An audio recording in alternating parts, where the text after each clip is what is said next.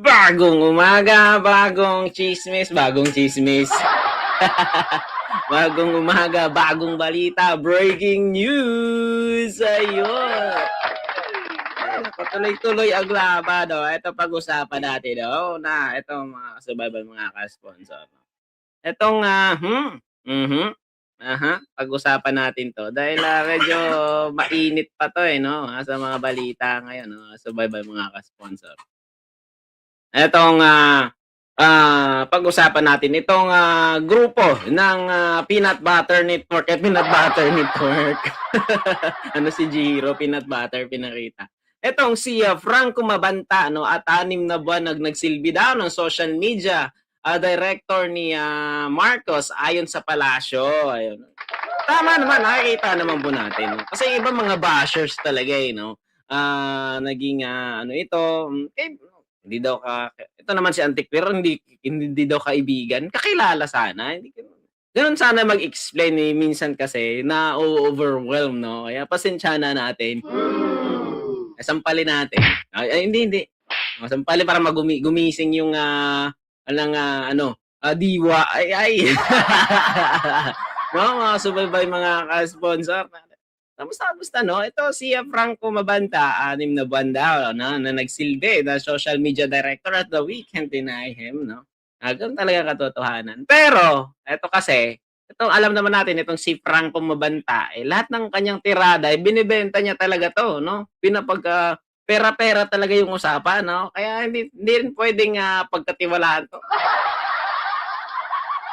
Naalala niyo ba nung, bata-bata pa siya, 'di ba nasa commercial siya no? 'Di natin alam kung member ito ng Chubachichi o, totoong lalaki talaga 'no? Subaybay, mga ka-sponsor 'no? Ayan, kaya di natin ma-deny ito dahil, isa din siya sa mga media director natin ni, ng mga Marqueses at ang, dun sa palasyo. Ay hindi naman talaga puwedeng i-deny yan, may katotohanan yan. Pero ang, ano po dito, eh, ang, balita na di umano naging dark horse ito, hindi pala ito naging white horse 'no, naging dark horse. Tama naman yung sa ano sa kanya, dark horse, kasi member din siya ng mga The Horsey, Ewan natin kung sino sa kanila yung The Horsey,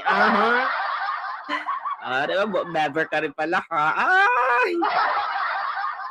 Ay, hindi mo sinasabi, ano, may parlor, Hindi ka na puwedeng magpa-rebond, nakapagupit ka na, Kaso may mga ka-sponsor.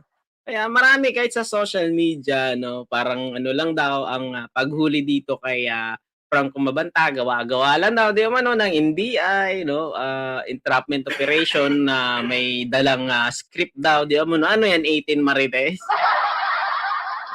Ayun, nasaan na yung 18 Marites? Ito legit, sa inyo legit ba yun, nasaan na? Wala na 'no, 'di ba? Biglang na missing in action 'no, ako sa mga ka-sponsor.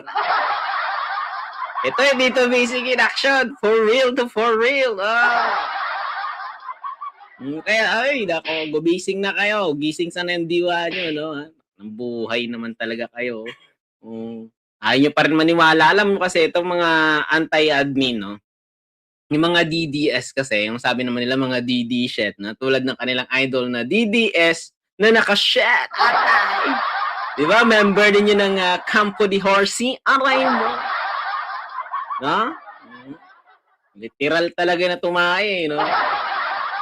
Ito hindi 'to tae, magtatae talaga siya 'pag, naano na 'to, ah, hindi pa niya mafi-feel kasi yung kulungan, kasi alam niyo naman 'pag mga VIPs 'no, kakaiba talaga yung kanilang mga ano, parang nagbo-boarding house. Pero kung ilagay mo 'to sa kulungan talaga ng mga normal na kinukulong na tao, iyak talaga 'to. Pati, kung member man 'to ng The Horsey 'to, eh, sigurado pati, butslo nito, eh, ano, eh, uusok sa init, eh, 'no? Kung member talaga siya, di umano lang naman 'no, hindi natin alam kung sino sa kanilang grupo yung, The Horsey, mga subaybay, mga ka-sponsor. Kaya ito legit, pero balita, eh, naging dark horse, eh, 'no? Tirada niya pala, ay naku, pera-pera lang palang labanan 'no? Kaya ito talagang mga grupo ng mga anti-admin lalo na mga dutae-dutae, Duterte supporters na tuloy supporters, oh, gumagawa na naman kayo ng kuwento, oh, para kayo yung paniwalaan na anak naman ng buhay. 'Pag, nahuli na, 'wag na kasing mag-deny 'no? Oh, hindi yung gagawa patulad nito, yung ibabalik-balikan po yung dati. Dati na yun, eh, past na yun, oh. Pag-usapan natin ngayong ang present, hindi yung, bibigay pa kayo ng mga ano, nakaraan pa, eh, 'no? Pag-usapan natin ngayon kung ano siya ngayon, 'no? Kung sino siya ngayon at kung sino yung, kaniyang, mga grupo ngayon. Hindi yung nakaraan pa yun, eh. Yang ngayon, eh. Kung sino yung grupo niya ngayon, yun ang, legit. Oh, 'di ba? Mga subaybay mga ka-sponsor, eh, nakaraan pa yun, eh. Pero sa inyo, bahala kayo.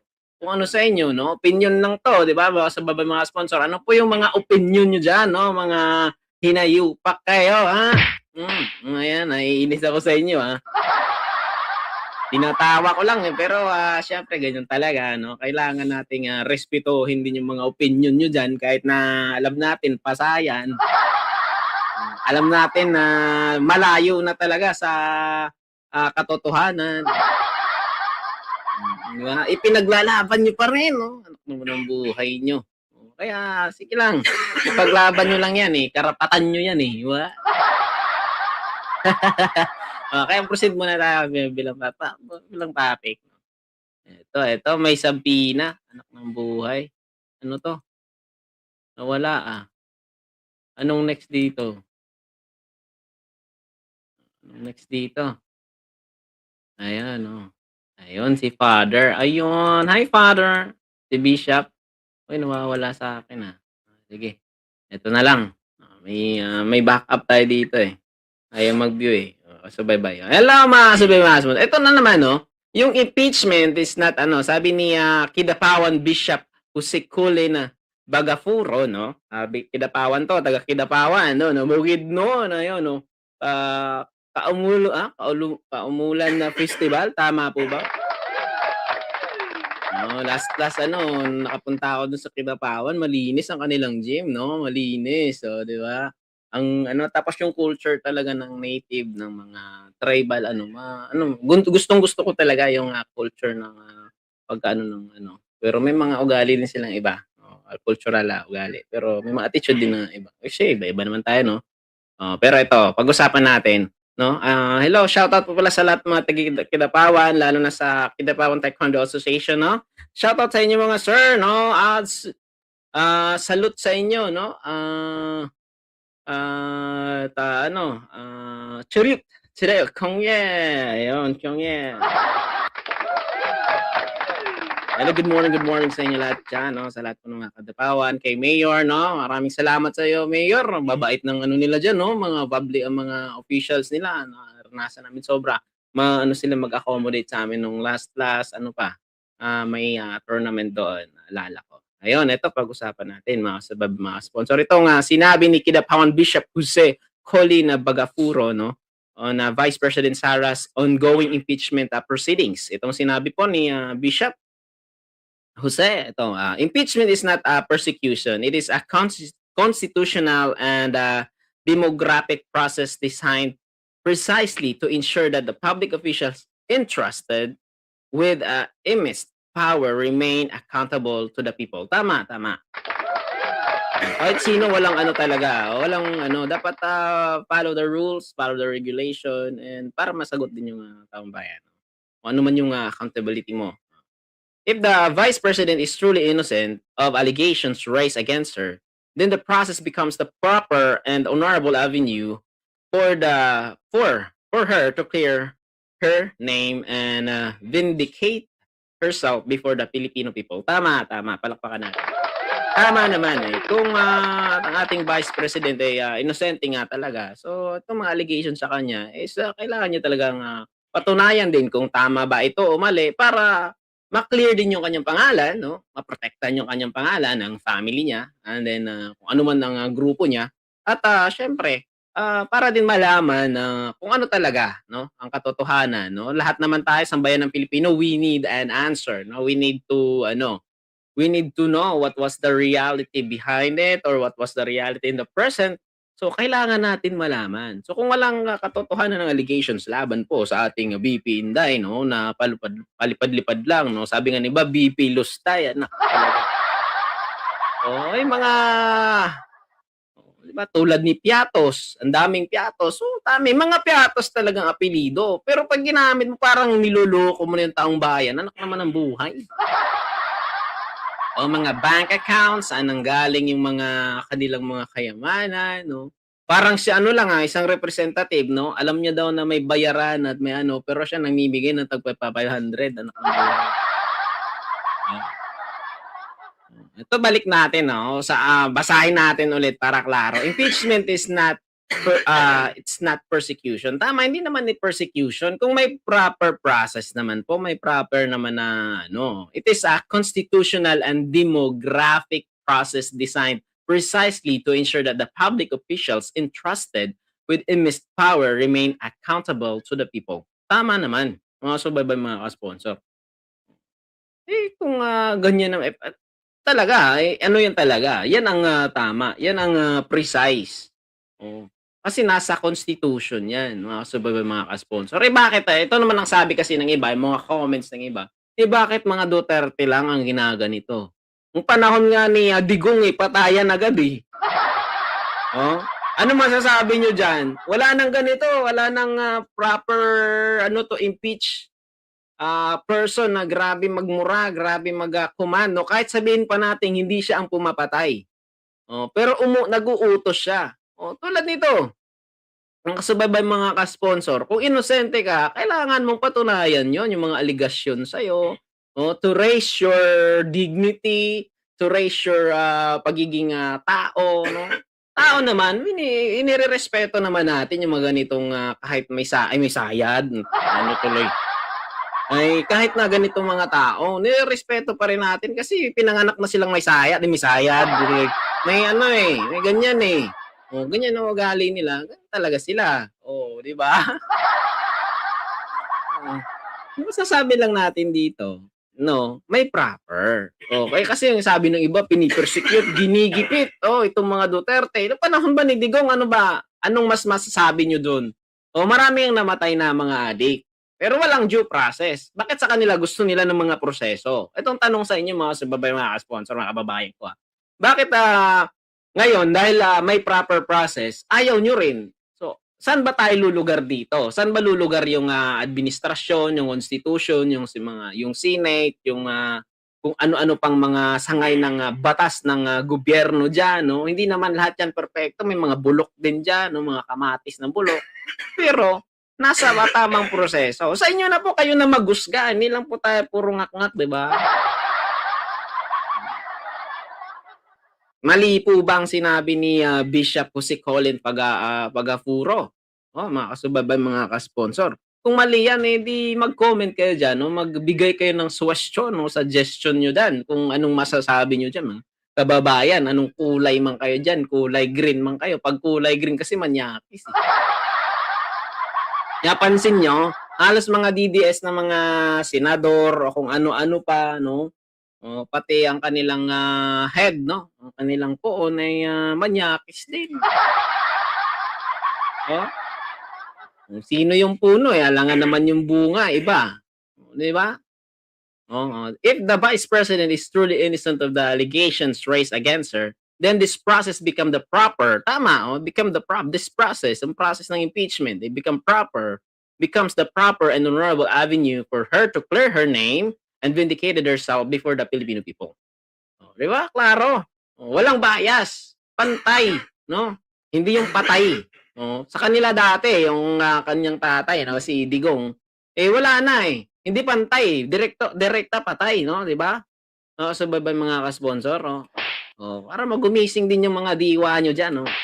Ako, wala akong pakialam sa inyo kung anong masasabi niyo diyan, pero eto, yan ang katotohanan, no. Lahat naman, no, nung panahon ni Digong gusto din siyang ma-impeach. Sobra-sobra na kasi, kailangan pantay lang, no, hindi patay. Oh, grabe yung patayan noon, no? Kaya gamitin natin ang ating utak. Minsan, no? May mga disadvantages and advantages din, pero 'pag nasa proper na ganitong usapin, pantay yun, hindi walang bias doon. Eh, kung wala ka namang kasalanan, eh, bakit ka lilipad-lipad, eh, bakit hindi ka humarap? Kailangan humarap ka para mapatunayan o tapos sasabihin na naman na gigipitin ka lang dun, hindi. Nung panahon nga nila, eh, ng, dating administrasyon na hindi nga panggigipit, sobra pa sa panggigipit. Oo, mga subaybay mga ka-sponsor, 'di ba? Kaya ano masasabi niyo diyan? Puro kayo ano, eh, perfect kayo, kaya kung tao namang hindi bias, gano'n pa rin. May gagawin pa rin kayo, gagawa din kayo ng kuwento niyo. Oh, kaya patuloy tayo, ito, kaya dapat harapin, dapat pag-usapan. Kaya nga may, tinatawag na ano, na proper forum, 'di ba? Lahat naman kahit botohan 'di ba? Manalo man o hindi, kung ganyan talaga may kasalanan ka, kailangan mong panagutan. Kung wala naman, acquitted, 'di ba? Simpleng, bagay lang 'yan, cannot solve. So bye-bye mga ka-sponsor, eto patuloy po tayo. Next topic po tayo mga subaybay mga ka-sponsor.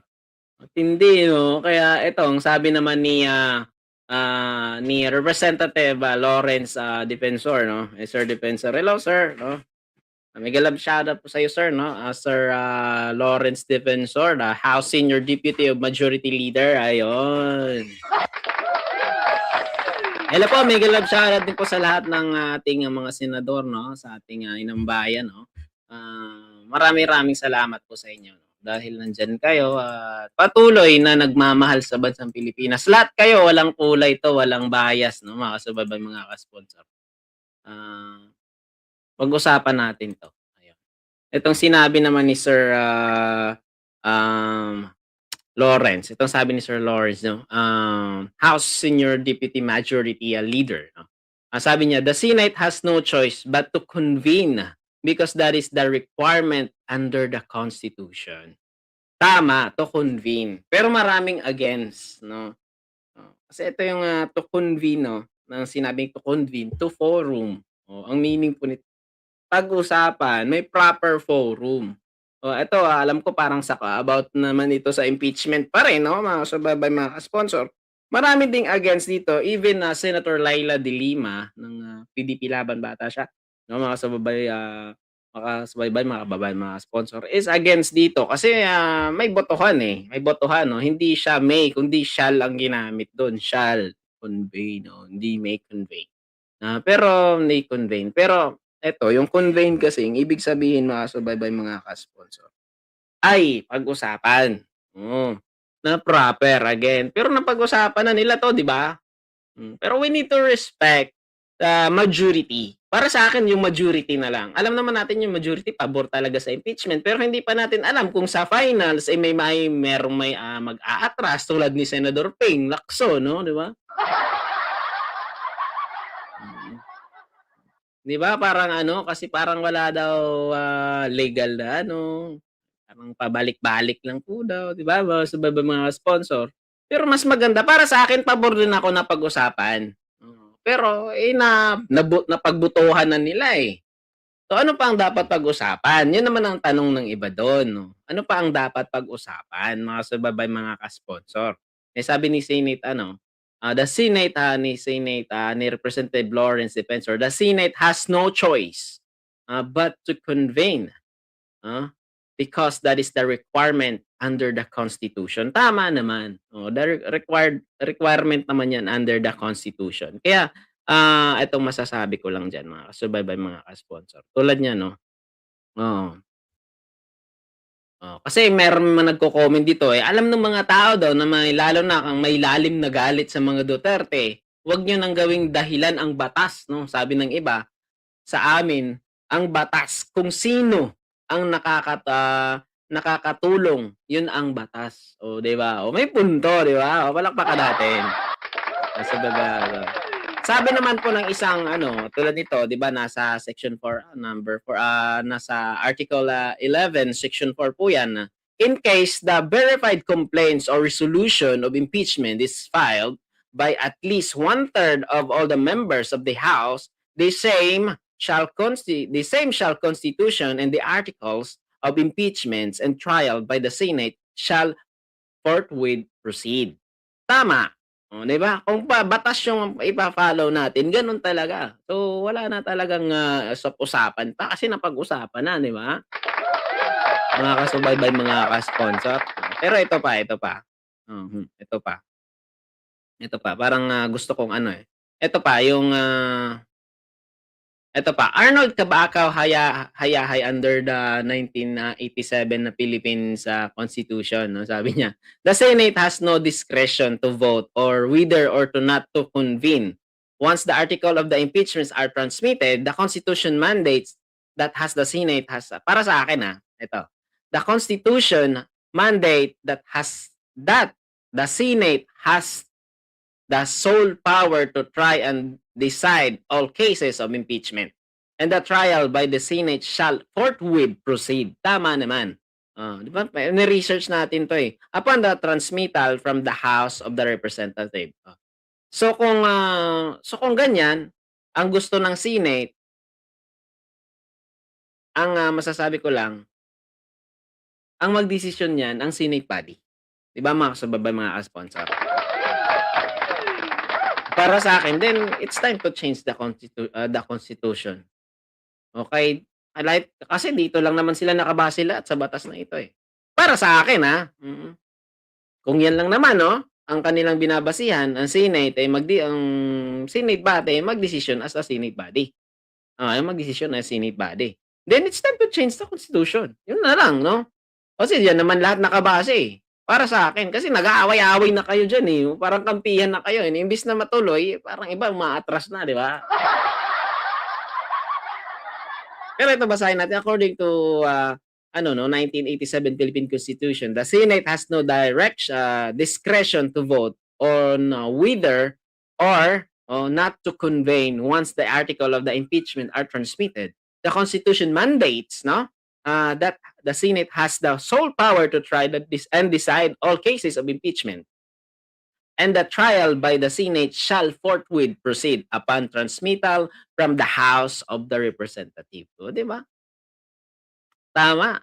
Pero para sa akin mas maganda rin yung pag-usapan do'n kundi, di ba, mga kasubaybay, mga ka-sponsor. Oh, ito pag-usapan natin the next itong next topic natin. Sabi ni VP Sara, natatawa din ako dito. Ito yung ayaw ko sa kanyang mga statement, eh, 'no. Hindi naman nagtatrabaho yung buong administrasyon, lalo na yung anak ng buhay, lalo na daw yung pangulo. Ano daw? Mga subaybay, mga ka-sponsor. Ito yung masasabi ko lang na, kung hindi nagtatrabaho yung pangulo, ang dami. Naka-attend pa nga siya ng ASEAN Summit, eh, 'di ba? Hmm. Naka-attend pa siya, mga subaybay, mga sponsor. Eh, pero ang tanong dito, nasaan ba yung, Vice President? Ayun, ayun. Eto naman yung pag-usapan natin, kasi lagi nilang binabato kay, PBBM, President Bongbong Marcos Jr., na hindi daw nagtatrabaho, tamad daw yung pangulo. Araw-araw nga umaalis. Ang sabi naman na sa comment, kasi, hindi natutulog daw dahil masipag ang ating pangulo. Hindi matutulog daw dahil high daw sa droga. Grabe naman 'tong mga DDS na 'to. Mga supporters ng mga Duterte, grabe naman kayo. Be fair naman. Inamin nga ni Digong, na former president na nagpipintanil siya ng may marijuana, di ba? Pero pag sinabing hindi nagtatrabaho yung pangulo, at ito pa, hindi lang daw itong pangulo, kahit ang buong daw, yung hindi nagtatrabaho, tamad daw, walang kwenta, ito na sa Constitution, di ba sinabi din ni VP Sara yung interview last day lang sa kanya nung nandun siya sa Netherlands, di ba? Oh. Anong masasabi niyo doon? Ito na naman ang sabi niya, hindi nagtatrabaho yung buong administrasyon, lalong-lalo na ang pangulo. Ang tanong, sino ba ang hindi nagtatrabaho? Pero as a Vice President, may power pa rin yung presidente, mga kasabayan, mga sponsor. Alam naman natin 'yon. Kailangan ng komando. Kung hindi siya bibigyan ng trabaho ng presidente, hindi siya gagalaw. Hindi. Ang ibig sabihin, kahit di ka bibigyan ng trabaho, gumalaw-galaw ka rin. Mga kasababay, mga ka-sponsor, no? Ano ka, mag-initiative. Hindi yung puro gala. Hmm. Ibang klaseng agila 'to, no? Mga kasababay, mga ka-sponsor, no? Ibang klaseng agila, no? Mga kasababay, mga sponsor. Ang agila kasi palipad-lipad pero naghahanap ng pagkain 'yan. Ito hindi, naghahanap ng ano, naghahanap ng, lusot ang gulo 'no, para mag-spread out ng gulo. 'Pag ganito, palipad-lipad ka ng ibang bansa, mga subaybay, mga ka-sponsor, tapos, oh, ikaw pa yung maninira sa administrasyon lalo na sa pangulo, anak ng buhay naman talaga. Eh, anong masasabi niyo dito, mga kasubaybay, mga ka-sponsor? Tindi talaga 'no, tindi ng, tama, eh, 'no?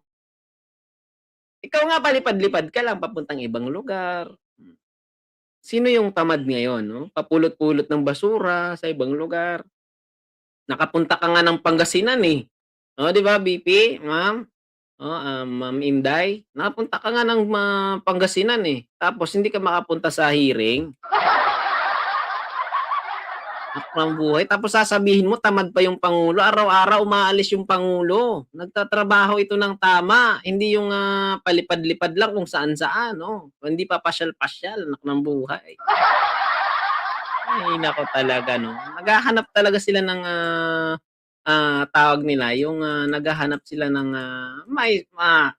yung, kanilang kung ano lang yung kanilang gustong sabihin 'no, mga sumabay, mga ka-sponsor. Nangangati tuloy ilong ko. Nangangati pati ulo mo, grabe 'no. Wala ka na ngang ginagawa tapos mangbabalahura ka pa, 'no? Ikaw pa yung magrereklamo, wala ka na ngang ginagawa tapos ikaw pa yung magrereklamo, grabe naman. Pasubaybay mga ka-sponsor, mga kababayan, anong masasabi niyo sa ating BP? Oh, bigyan niyo nga kami ng, anong nagawa ng BP presidente na ang vice presidente natin. Siguro sa Davao may nagawa, sa Siargao, 'di ba, meron naglilinis sila dun, mga basura, kung ano-ano.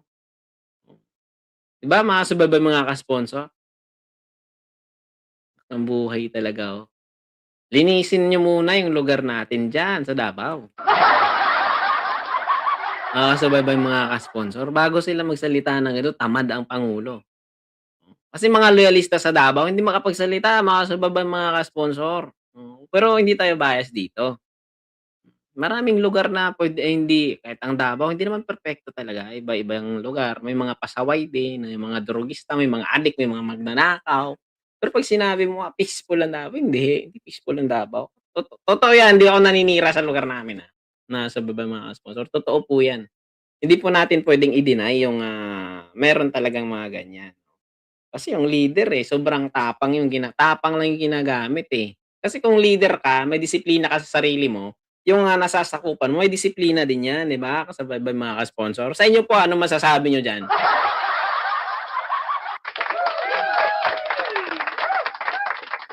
The hardworking president nga, in the history itong si, President Bongbong Marcos, eh. Para sa akin, hindi ko naman ano, meron naman siyang mga kamalian na sobrahan din siya sa luwag. Kaya nga yung kanyang nasa ilalim 'no, puro mga buaya. Kung tamad si Pangulong Bongbong Marcos, the only president na napag-imbestiga ng flood control.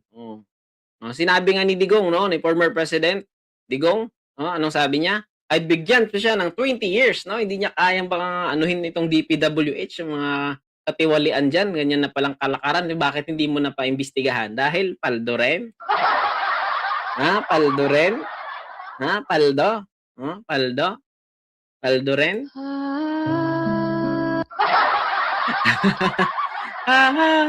Hakot award. Dahil hakot award din, ano masasabi niyo diyan, mga kasubaybay, mga ka-sponsor? Tindi ng mga tirada nila, 'no? Ay naku talaga kayo. Mahilig kayo mangpuna pero wala naman kayong ginagawa, Pagala-gala lang, Easy life, easy money.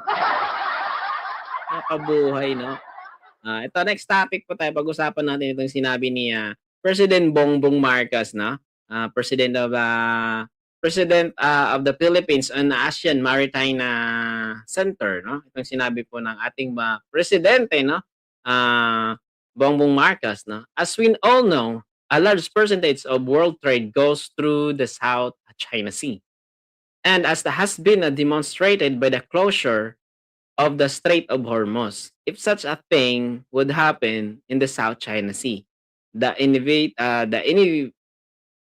inevitable consequences are alarming just to even think about.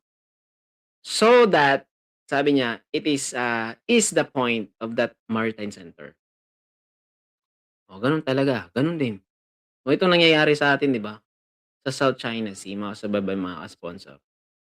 O, di naman talaga, kung ating babasihan talaga, ang layo ng China eh, para maging kanila pa yan eh. Pero respeto, dahil meron yung mga territory, hindi na natin pag-usapan dito. No? Pero, eto, parang ganun din. Nacho-choke tayo eh. Lalo na itong ating mga mangingisda. O, daanan din yan ng mga trades. From Cambodia, Malaysia, Brunei, Thailand, pupunta sa China. Kaya ang hirap din pag ganito, mga subabay mga ka-sponsor. Tulad ng Strait of Hormuz, siya yung main na daanan din, isa sa pinaka-main na daanan. Tulad din ito ng South China Sea, lalo na mangingisda, mga traders. Ay, parang delikado. So, anong masasabi natin dito mga subaybay, mga ka-sponsor? As we all know, sabi ni President Bongbong Marcos, a large percentage of world trade goes through the South China Sea. And as has been demonstrated by the closure of the Strait of Hormuz, if such thing would happen in the South China Sea, kasi hindi malabo talaga na mangyari din ito kung gugustuhin talaga ng mga balasubas ng mga Chinese din, no?